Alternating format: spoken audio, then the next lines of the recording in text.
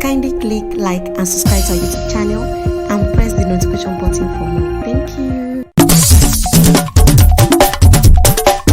Oya mo ti ṣe tán ẹja kan lọ́jọ́ ìbí ọmọ Adédára dá mi lọ́lá òkú ọdún òní wàá ṣọ̀pọ̀ ọdún láyé. Àpáta dé ó yẹ jẹ́ máa kó lóríire ọmọ olóríire ọmọ tó níwàre tó níláárí Olúwa dá mi lọ́lá máa wọlé máa rọra ìwọlé mi ń kí ọmọ dúdú bíi kóró ṣe ẹlẹ́rìí ẹ̀yẹ abẹ́yín funfun bíi ìtẹ̀kùn ó rẹwà ó ní tọ́rọ́ lẹ́rẹ̀kẹ́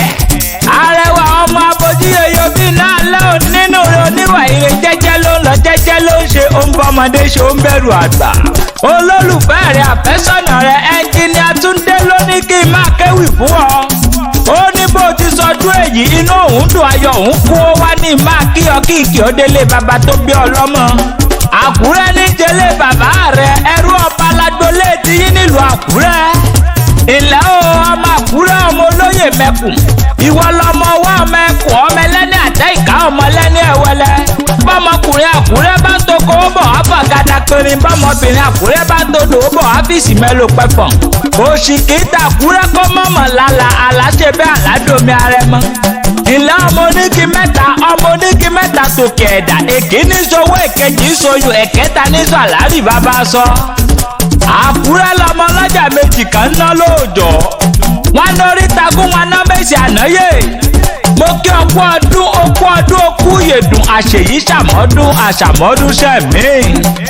èèyàn tó bá ní kó o mọ̀ ṣàmọ́dún ẹ̀yà kàlà ni ó mọ̀ sìnkú wọn ẹ̀yà àṣà ni ó mọ̀ kéde òbútọ́rì wọn nílé àwọn ọ̀tá rẹ̀ bí kú ti gúnyẹ́ pọ̀rọ̀pọ̀rọ̀ fún wọn jẹ nínú odò àìsàn máa dowó ọbẹ̀ tó yẹ ká sè sínú sàásùn ìwọ ó máa lọrẹ ó máa bọ̀ọ̀rẹ àwọ̀ rẹ̀ á máa dán ọmọ aráyé kan ò ní pọ́ láwọ̀dà torí àwọ̀ títò tó bá mú wálé ayé ló máa mú padà lọ sọ́run lágbára lọ́wọ́ Ọlọ́run ọba ò ní bá ìsàn ló gbà.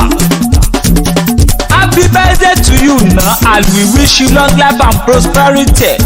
Bóyin bá ṣe tó yín agbára ó dinú kókó òkè bá bẹ̀rẹ̀ bọ̀dọ̀ bá ṣe tá agbára ó dinú sàárẹ̀ tó kọ́lé sí àpáta ewì mo ṣe tán mò ń rebi tá a forí mi sọlẹ̀ sí níbi ojúmọ́ ti mọ́dé gbogbo ilẹ̀ kílẹ̀. Adédára dá mi lọ́lá òkú ọdún òní wàá ṣọ̀pọ̀ ọdún láyé.